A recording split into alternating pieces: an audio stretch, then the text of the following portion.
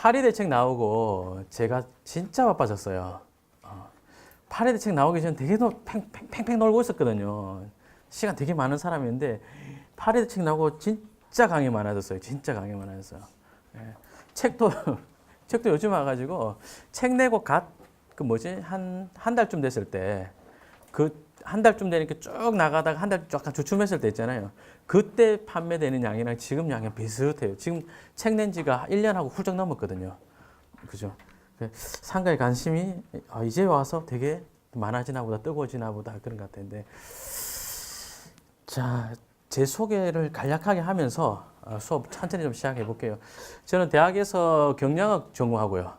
그리고 유통회사를 들어갔습니다.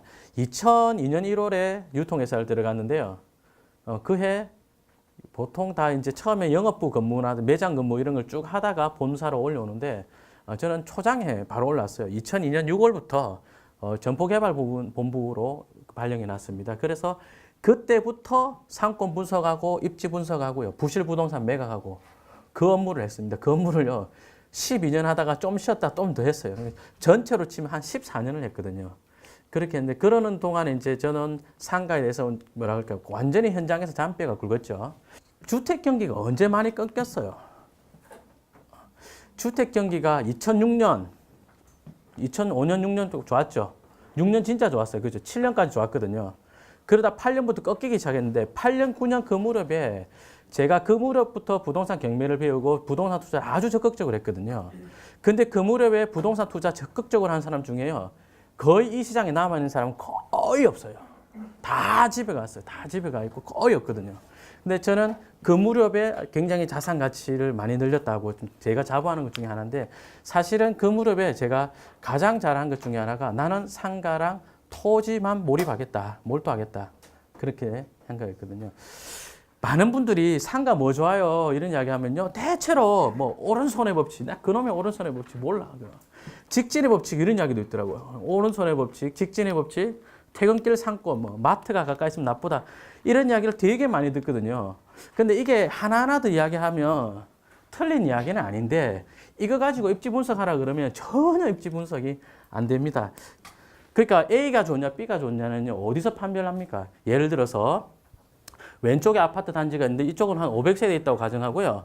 500세대 있다고 가정을 하고 이쪽은 한 2000세대 있다고 가정해 볼게요. 자, A, B 어디가 더 좋아요? 당연히 B가 좋겠죠. 당연히 B가 좋겠죠. 맞나요? 이게 본질적인 거죠.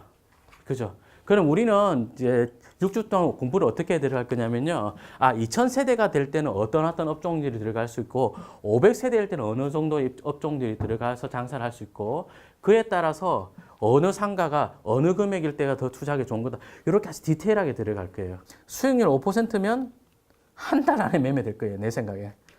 5% 잡으면. 그렇죠. 그럼 매매가 얼마쯤 해야 맞나요? 이거 계산부터 한 다음에 해볼게요. 일단 원차임 6천만 원 있죠? 그죠? 요거 나누기 5% 하는 겁니다. 더하기 뭐예요? 더하기 보증금 받은 거 있죠? 요거 하면 시세가 돼요. 요게 12억 5천만 원입니다. 제가 요거 다시 해볼게요. 이거 지금 엑셀로 지금 역산해서 조금 헷갈릴 수 있는데 만약에 이 상가가 12억 5천에 매매를 나온다면 이 상가를 살려는 사람 수익률 5% 정도 돼야 매매를 한다고 가정한다면 12억 5천에 매수를 할 때 12억 5천만 원 중 보증금 5천만 원 받는 거 있죠? 요건 빼요. 그럼 12억 남죠? 12억에 대해서 5%면 얼마예요? 6천만 원 맞죠? 그래서 12억 5천에 거래가 되죠. 요 계산 하실 수 있겠어요?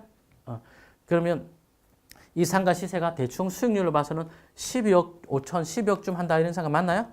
낙찰가 얼마였죠 이거? 5억 얼마잖아요. 그죠? 제가 국민은행 가서 간평사님들 강의할 때 이런 이야기 많이 하거든요. 요 사례랑 뭐 다음 시간 할 사례 이런 것까지 이야기 많이 하는데 감정평가는요, 그 상가의 시장 가치를 담지 못하는 경우 대단히 많거든요. 이런 관계 투자하면 어떻게 했어요, 여러분이? 5억 얼마에 샀는데 팔려고 했더니 10억이 넘네? 대출 한 4억 받았어. 세입자 보증금 한 5천 받았어. 내 돈이 1억이 안 들어가잖아요. 괜찮죠? 택지개발지구 상가들이 굉장히 높은 금액에 분양되기 되게 많거든요. 그런 것들이 그런 것들이 세입자를 잘 맞추지 못하거나 또는 세입자가 들어왔는데 영업이 안 돼서 금세금세 망해 나가잖아요. 그럼 그게 경매가 많이 나올 건데 그 중에서 상권이 만들어지기 전에요. 경매가 나오다 보면 좋은 것도 껴서 나쁜 거랑 같이 껴서 나오거든요.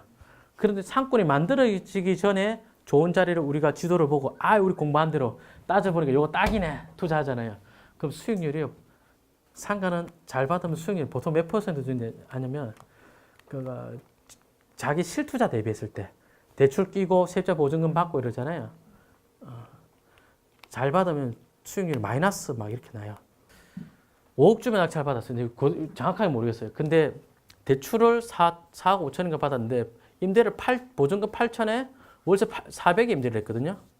그러니까 쭉 계산하니까 자기 돈 들어간 게 마이너스 2천 정도 되더라고요. 들어간 돈 마이너스 2천인데 이자 내고 나니까 240 남대요. 그러니까 마이너스잖아요. 이런 경우도 있습니다.